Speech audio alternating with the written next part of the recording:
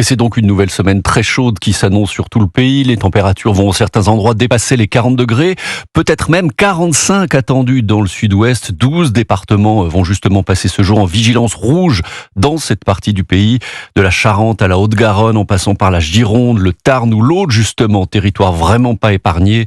41 départements restent par ailleurs placés en vigilance orange, alors que cette vague de chaleur progresse vers le nord. Une chaleur qui s'accompagne également d'un phénomène de sécheresse de plus en plus marqué. Et la semaine qui vient ne va rien arranger. Les agriculteurs sont inquiets, notamment face aux restrictions d'eau. Illustration dans le Loiret, où depuis le mois de juin, des arrêtés préfectoraux imposent ces restrictions.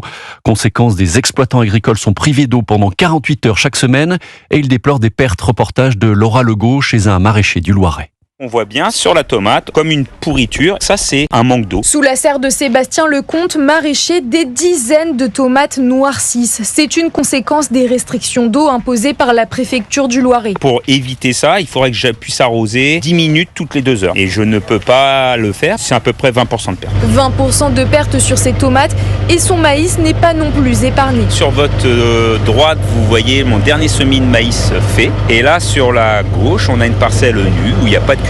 Sébastien a renoncé à la plantation d'un champ de maïs à cause des restrictions d'eau, soit 10 000 € de manque à gagner.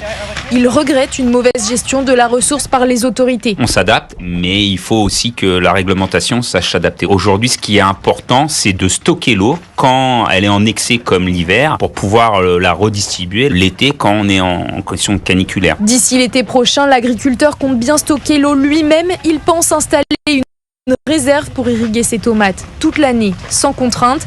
Coût de l'investissement, 30 000 €. Voilà, reportage dans le Loiret de Laura Legault.